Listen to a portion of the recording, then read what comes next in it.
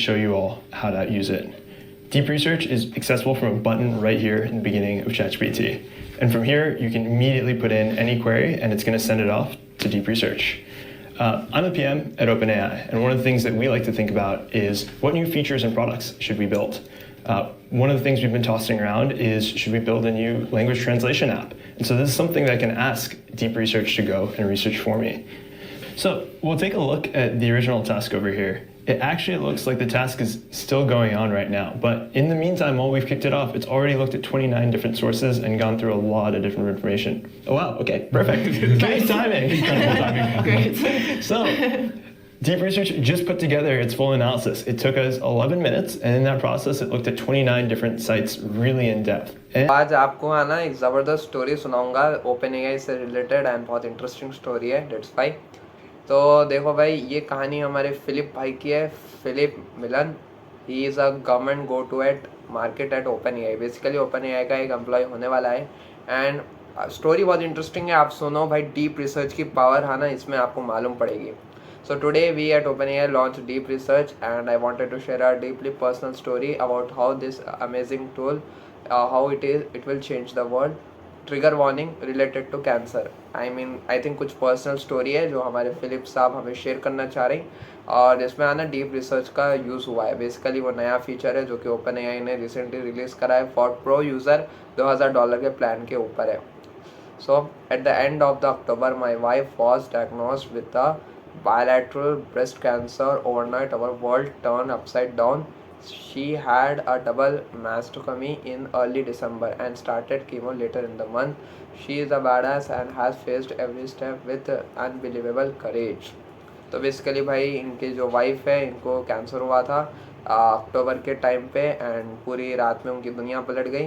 Basically दिसंबर में उनका chemo हुआ था, एंड बहुत हिम्मत वाले लोग हैं, अच्छे से ये सब चीज़ को फेस करें। Next, our recent challenge was whether she should do a radiation after chemo. For her specific case, it is completely in gray area. Even the specialist we consulted gave mixed opinion. No definitive answer. We felt stuck. Basically यहाँ क्या बोल रहे हैं कि अब chemo हो गया दिसंबर में, अब कीमो के बाद रेडिएशन थेरेपी करनी चाहिए नहीं करनी चाहिए, और इनका जो स्पेसिफिक केस है, जो कैंसर रिलेटेड जो केस है, पेशेंट के लिए एकदम कम्प्लीटली ग्रे एरिया मतलब अच्छा भी हो सकता है, बुरा भी हो सकता है। कीमो तो हो गया था दिसंबर में, लेकिन अब उसके बाद रेडिएशन थेरेपी करनी चाहिए नहीं करनी चाहिए, और ये जो पेशेंट का जो स्पेसिफिक केस है, इसके लिए एकदम कम्प्लीटली ग्रे एरिया है। दैट मीन्स इससे फ़ायदा भी हो सकता है, नुकसान भी हो सकता है, कुछ भी नहीं बोल सकते बेसिकली। एंड स्पेशलिस्ट से जब कंसल्टेंट करें, जो भी डॉक्टर्स के साथ बोला ना मिक्स्ड ओपिनियन, इसका मतलब डबल स्टैंडर्ड बात कर रहे हैं। हाँ करो भी बोल रहे हैं, नहीं भी करो बोल रहे हैं। करे तो अच्छा भी हो सकता है, अगर करे तो जान भी जा सकती है। बेसिकली ये कोई कॉन्क्रीट स्ट्रॉन्ग आंसर नहीं दे रहे। एंड पेशेंट भाई, हम तो स्टक हो जाएंगे अगर ये बात सुने तो। Because I had a preview access of ChatGPT new deep research feature, I decided to give it a shot. We uploaded her surgical pathology report and asked for guidance on whether radiation would be beneficial. Basically जो भी patient के reports थे cancer related, वो सारे ChatGPT के deep research model को send करें, and उसके बाद ChatGPT से बेसिकली पूछे कि हमें रेडिएशन वाली थेरेपी करनी चाहिए नहीं करनी चाहिए। Okay, then next, what happened next was mind-blowing.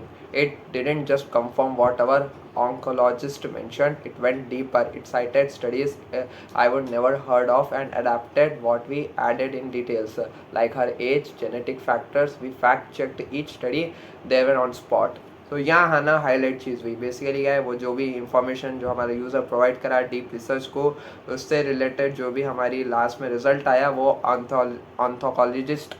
Oncologist की जो सजेशन एंड एडवाइस था, उसे आना डबल डाउन करता है, कंफर्म करता है, एंड इसके साथ और डीप जाता है। डिफरेंट रिसर्च पेपर स्टडीज़ को साइट करता है, जो कि हम लोग कभी नहीं सुने। वैसे रिसर्च पेपर ढूंढ के लाया है कहीं से इंटरनेट के ऊपर। एंड उसके बाद अब आगे हमें इंस्ट्रक्शन दिए कि भाई ये इसका एज ऐसा है, जेनेटिक फैक्टर है, तो उसके ऊपर भी हमारा ChatGPT का मॉडल है, डबल डाउन करा है, एंड हर एक चीज़ हमने फैक्ट चेक की है, and everything is perfect, 100% accurate, they were on spot. So आना ये बहुत इंपॉर्टेंट चीज़ है। बेसिकली एक रियल लाइफ या प्रॉब्लम है, क्योंकि अब आप समझो कि आपको आपको आना एक बहुत इंपॉर्टेंट डिसीजन लेना है कि रेडिएशन थेरेपी लेनी है नहीं लेनी है फॉर दिस केस। एंड जो स्पेशलिस्ट है वो बोल रहे हैं कि भाई वी डोंट नो, कुछ भी हो सकता है। अब ऐसे टाइम पे हम जैसे नॉर्मल पीपल जिसको कोई नॉलेज नहीं है उस बैकग्राउंड की, अगर हमें इतना बड़ा इंपॉर्टेंट डिसीजन लेना है तो भाई किसी की भी खटिया खड़ी हो सकती है। एंड ऐसे टाइम पे ऐसे मॉडल्स एंड जो मॉडल्स के जो रिसर्च पेपर आता है उससे आना हमें थोड़ा, हम जो डिसीजन लेंगे उसमें आना थोड़ा कॉन्फिडेंस मिलेगा एंड हमें भी रहेगा कि हाँ चलो भाई सब चीज़ देख दिखा के हम ये डिसीजन ले रहे हैं। तो क्या है, कॉन्सिक्वेंस के ऊपर हम रेडी रह सकते हैं बेसिकली। उसके बाद आगे बढ़ेंगे। हियर हाँ, उसके बाद है ना हमारा प्रॉम्प्ट आता है। Here is the exact prompt which I have used. Read the surgical pathology report का attachment containing information about the bilateral breast cancer, then research whether radiation would be indicated for this patient after 6 rounds of TCHP chemotherapy. Based on the type of the breast cancer, I want to understand the pros and cons of the radiation for this patient, how likely it would be to reduce the chances of recurrence, and whether the benefit outweigh the potential long-term risk. I am still, तो ये prompt था basically. I am still an Avi. The report of deep research gave us. We are seeing another specialist soon. Okay, ये agents की बात हो रही. But we already feel more confident about our decision. सो है ना, मैं बोल सकता हूँ कि जब ये मॉडल्स के थ्रू डिफरेंट रिसर्च पेपर के साइटिंग्स एंड डिफरेंट इन्फॉर्मेशन मिलती है, उसके बेसिस के ऊपर अगर हम कोई भी डिसीजन हम लेंगे तो वो होगा एक कैलकुलेटेड डिसीजन, एक कैलकुलेटेड रिस्क होगा। एंड है ना, इससे जो भी नेगेटिव कॉन्सिक्वेंसेस है उसे हम बहुत हद तक टैकल डाउन कर सकते हैं, उसे ख़त्म कर सकते हैं। क्योंकि भाई जितना ज़्यादा नॉलेज होगा, जितना ज़्यादा आपके ने जो भी फील्ड की नॉलेज होगी उसके ऊपर अगर आप डिसीजन लेंगे तो आपको ओवरऑल लॉन्ग टर्म में आपको इसका बेनिफिट मिलेगा। बेसिकली है ना, इसी चीज़ के बारे में यहाँ बात हुई है ट्विटर थ्रेड में। And it was not a tech demo, it was more personal, and it has gave peace of the mind we needed it most. That is like बहुत अच्छी चीज़ है ये। हॉनेस्टली ये स्टोरी बहुत अमेजिंग है पढ़ने में, ये एकदम रियल लाइफ स्टोरी है ये, और ओपन एआई की एम्प्लॉय की स्टोरी है, personal story.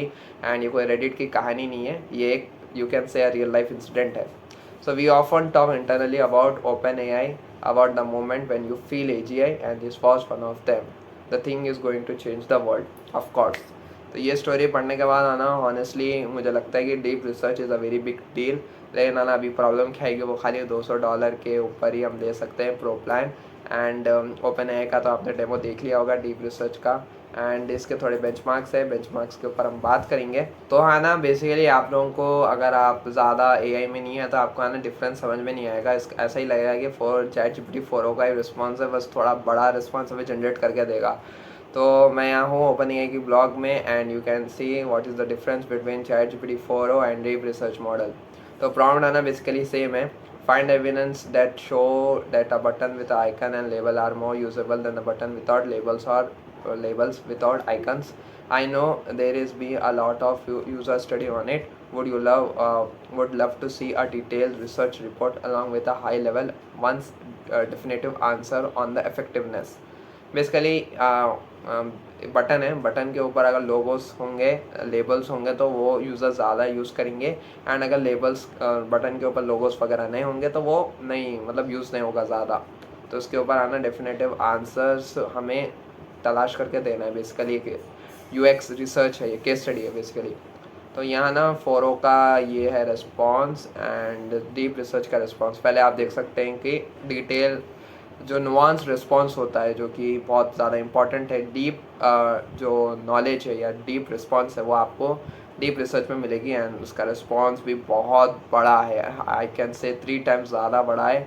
Points in detail जा रहे हैं। और है ना, इसमें एक ज़बरदस्त चीज़ ये है कि इन साइटेशन भी प्रोवाइड करता है, कहाँ से कौन सी चीज़ उसने उठाया है, वेबसाइट की नाम है, वेबसाइट का paragraph along with like time वगैरह। एंड oh my god, बहुत बड़ा है ये तो, I mean I can't like read this response in this video. तो almost you can say around, अगर 4o के अगर 1 रिस्पॉन्स अगर 1x है तो इसका 5x होगा। यू कैन सी लेंथ ही देख लो आप, देखो ये इतना ही रिस्पॉन्स है, एकदम जनरल है। जैसे कि research indicates button combining both icon and text labels are generally more effective than those featuring only one of these element. Okay, And a study highlighted by Steve Carey demonstrated that when the user were presented with a common icons without labels, they struggle to accurately define their meaning. Okay. However, it is worth noting that an interface where user have become highly familiar with specific icons. So तो मैं in summary, while icon can enhance the aesthetic appeal and efficiency of an interface, pairing them with a text label ensures clarity and improves overall usability. ये conclusion है ChatGPT 4o का, ठीक है. अब हम यहाँ इसका पढ़ेंगे डीप रिसर्च का conclusion लास्ट में होगा. conclusion conclusion. Definitive conclusion. Based on the extensive usability research and empirical studies, buttons that include both icon and a text label are more effective overall. They combine the strength of both approaches, the quick visual recognition of the icon plus unambiguous explanation of a text label. This synthesis leads to better outcome in all key areas. पे key areas का है ना एक step by step break की areas का एक list है. Efficiency है, icon plus label button allows blah blah blah. Basically मैं पूरा पढ़ने वाला नहीं हूँ. एफिशिएंसी है, एक्यूरेसी है, यूज़र सेटिस्फैक्शन है जो कि यूएक्स का बहुत बड़ा इंपॉर्टेंट रोल है. एसेसिबिलिटी है एंड यूनिवर्सैलिटी है. ओ माय गॉड, कंक्लूजन इतना बड़ा है. I can say that GPT 4o का जो रिस्पॉन्स है उसका लिटरली कंक्लूजन होगा डीप रिसर्च का, उससे भी ज़्यादा है. रेफरेंसेस देख सकते हैं इंडिया नील्स नोमन ग्रुप का, पेंडी बैक एस 1999, Microsoft UI design case study है, UI का रिसर्च है, डेंग एल एंड LEOR कौन सा की रिसेंट होगा रिसर्च का, and HHS government UX design literal UX collective UX planet. I mean around 6 से 7 तो रिसर्च पेपर यहीं जिसने कोट कर दिया है कंक्लूजन के साथ. और यहाँ GPT 4o में खाली एक रिसर्च पेपर का इसमें यूज़ हुआ है. यू कैन सी आपके सामने रिस्पॉन्सेस. तो कंक्लूजन में इतना डेप्थ है तो ओवरऑल जो रिस्पॉन्स में कितना डेप्थ होगा. अब ये काम कैसे करता है बेसिकली. तो deep research was train on using end to end reinforcement learning on hard browsing and reasoning task across the range of domains. Basically reinforcement learning use हुई है ब्राउजिंग के साथ. तो ब्राउजिंग जो पार्ट है, रियल टाइम सर्च करना या websites पे जाना, वेबसाइट के कंटेंट को एनालाइज करना, ये हमारे एजेंट का काम है. दैट्स वाई डीप रिसर्च को OpenAI एक एजेंट कहता है.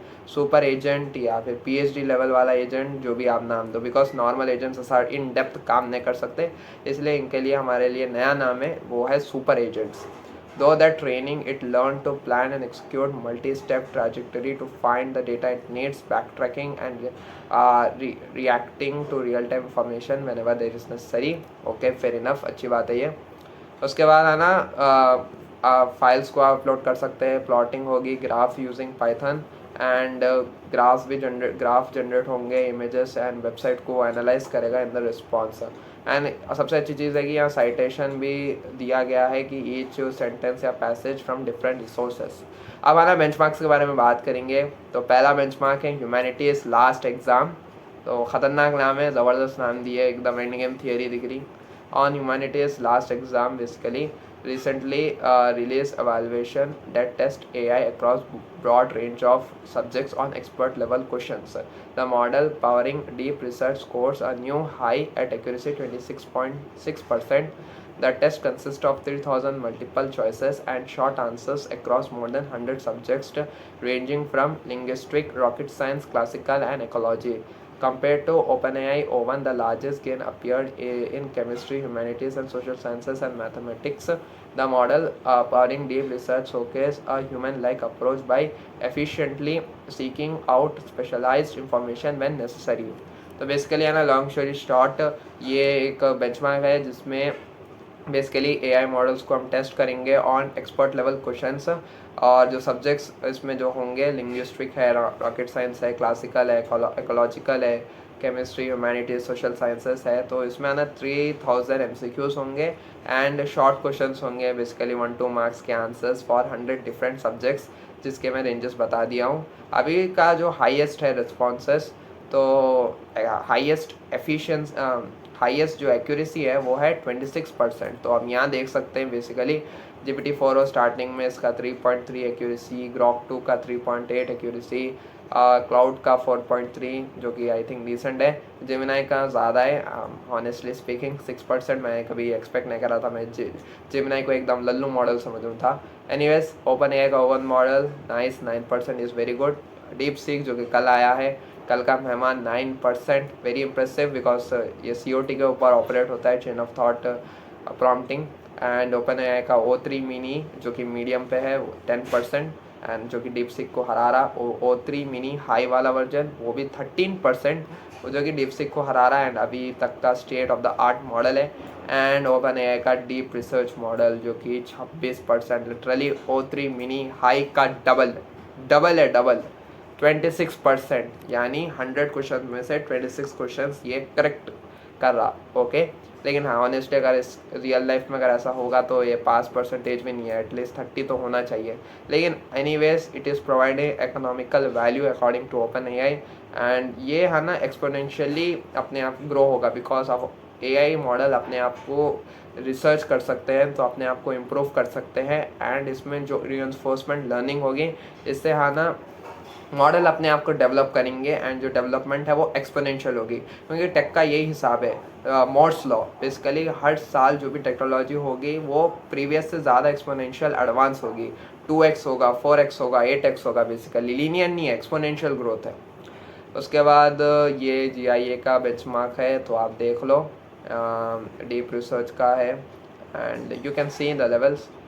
And expert level task is very important because इसमें आना जनरल ChatGPT के रिस्पॉन्स इसमें काम नहीं आएंगे, इसमें चाहिए हमें स्पेसिफिक इंफॉर्मेशन, नुआंस रिस्पॉन्सेस। तो you can see here graph में दिया गया है pass rate versus max number of tools which are used. तो यहाँ पास रेट्स है एंड यहाँ जितने टूल्स यूज्ड है, तो आप देख सकते हैं कि बहुत 80 टूल्स भी अगर नीड रिक्वायरमेंट हुई तो 80 टूल्स भी हमारा एजेंट यूज़ कर सकता है। उसके बाद आप ये देख सकते हैं different responses for chemistry, linguistic and health care, and इसमें भी आप देख सकते हैं कि कितना टाइम लगा डीप रिसर्च को रिसर्च करने का, एंड यहाँ टाइम है, यहाँ रिस्पॉन्सेज चेकआउट कर सकते हैं। ओपन एआई का ब्लॉग दे दूंगा नीचे। एंड ये है सबसे इम्पॉर्टेंट चीज़, pass rate on expert level task by estimate economic value. भाई economic value basically open AI की तरफ से is the definition of AGI। Economic value is like providing us money normally अगर मैं बात करूँगा कि एजेंट्स जो मेरे लिए पैसा कमा के दे सकते हैं वो मेरे लिए इकोनॉमिकल वैल्यूबल एंड एफिशिएंट है। भाई मेरे लिए कुछ हो रहा बैकएंड में, पैसे आ रहे हैं मेरे को, तो वो वैल्यूएबल चीज़ है, एंड उसका ही पर्पस है AGI का। या ना AGI का जो डेफिनेशन है वो वैरी करता है, depends on person to person, different लोगों के डिफरेंट डेफिनेशन है। ओपन आई का डेफिनेशन है भाई the model which can get highest amount of economical value. तो यहाँ देख सकते हैं लो इकोनॉमिकल वैल्यू के लिए हमारा डीप रिसर्च का पास रेट है अराउंड 20 के अराउंड है ग्राफ में, एंड धीरे धीरे एंड वेरी हाई जो कि बहुत ज़्यादा वैल्यू हमें प्रोवाइड कर रहा in across different task, day to day task उसका बहुत वेरी हाई है। 9% is like they are saying very high, लेकिन 9% is like out of 100 task जो कि इंपॉर्टेंट है, जिससे हमें बहुत ज़्यादा पैसा आ सकता है, उनमें से 9% या 9 टास्क हमारा डीप रिसर्च कर सकता है, विच इज़ लाइक ज़्यादा नहीं है लेकिन हाँ बहुत इम्प्रेसिव है। उसके बाद pass rate expert level task by estimate hours, तो ये आप देख लो बेसिकली जितना डीप रिसर्च को टाइम कितना लग रहा एक्सपर्ट लेवल टास्क को परफॉर्म करने के लिए, एंड पास रेट भी इधर हियर गिवन है। सो 1 से 3 घंटे में पास रेट 20 को क्रॉस कर रहा। फिर अलग अलग टास्क है अलग अलग डोमेन के हिसाब से। लिमिटेशंस के बारे में बात करेंगे तो लिमिटेशन है deep research unlock significance new capability, ये कोई पता नहीं राइटर कौन है भाई, ये लिमिटेशन नहीं है, इसे अप्रिशिएशन कहते हैं, but it still early and has limitation, it can take sometimes hallucination. ये थोड़ा इंपॉर्टेंट है बिकॉज अगर आप मार्केट रिसर्च कर रहे हैं ओपन एआई अगर हेलुसिनेट करेगा तो आपकी वाट लग जाएगी। अगर आप सोच रहे हैं कि ये रिसर्च रिपोर्ट को मैं अगर कहीं प्रेजेंट करूँगा इन लाइक इन्वेस्टमेंट और या फिर इन्वेस्टर के सामने इससे पिच आउट करूँगा, एंड अगर वहाँ फैक्ट्स हेलुसिनेट हो गए तो लग जाएगी बेसिकली आपकी, and in fact gives incorrect inferences through a notable low rate of existing ChatGPT model. Okay, according to internal evaluation, it may struggle with distinguishing authoritative information from rumors and currently shows weakness in confidence and calibration, often failing to convey uncertainty accurately. At launch, there may be minor formatting errors in report and citation, and tasks may take longer to kick off. We expect all issues to quickly improve with more usage and time. Basically क्या है कि अगर पहला problem है hallucination, भाई model hallucinate करेगा, random facts आ जाएंगे. Second, confidence नहीं है, कभी कभी साइटेशन में प्रॉब्लम आ जाएगी, एक जो पैराग्राफ है वो कौन सी की दूसरे वेबसाइट को साइट कर देगा, ये थोड़ा प्रॉब्लम है. करेक्ट इन्फॉर्मेशन, देखो भाई अगर आप रेडिट में जाएंगे, रेडिट में रहती है कहानियाँ, फॉल्स इन्फॉर्मेशन, रूमर्स, तो रूमर्स को भी शायद मार्केट रिसर्च के अंदर इंक्लूड कर ले. तो फैक्ट चेकिंग इज़ लाइक ये नहीं कर सकता है बेसिकली अभी. एंड अभी जो सबसे ज़्यादा जो प्रॉब्लम है इसमें है वो है रिस्पॉन्स टाइम. आप डेमो में भी देख लिए होंगे कि 11 मिनट लग गए इसको पूरा रिसर्च कंडक्ट करने के लिए. हाँ ऑफकोर्स हम भी एज अ ह्यूमन बीइंग, मेरे को 3 घंटे लगेगा मार्केट रिसर्च करने को, लेकिन वो 11-15 मिनट में कर दिया कॉफ़ी पीने के टाइम तक. लेकिन अभी भी अगर हम कॉम्पिटिशनल वाइज देखेंगे तो ये बहुत ज़्यादा टाइम है, बिकॉज अभी तक कोई मॉडल नहीं देखा हूँ जो कि 11 मिनट टाइम लेता है रिस्पॉन्स जनरेट करने के लिए. अभी मैक्स टू मैक्स जो भी आप रिस्पॉन्स देख सकते हैं from gen AI models and LLM models, वो होंगे mostly I think 2 minute 3 minute, बहुत बोले तो 5 मिनट, वेबसाइट वगैरह क्रैश हो गई तो. अनलेस 1-2 मिनट के अंदर हमें रिस्पॉन्स आ जाना चाहिए, बिकॉज AI वाले तो एकदम फिंगर टिप्स पे काम होना, पलक झपकते ही काम होना चाहिए एकदम, with the blink of an eye. ठीक है, अभी एक्सेसिबिलिटी की बात करेंगे, किसको एक्सेस है. मैं पहले वीडियो के स्टार्टिंग से ही बोल रहा हूँ भाई, इसका एक्सेस मिलेगा प्रो यूज़र्स को $200 के जो प्लान है, एंड 100 क्वेरीज पर मंथ आप इसे यूज़ कर सकते हैं.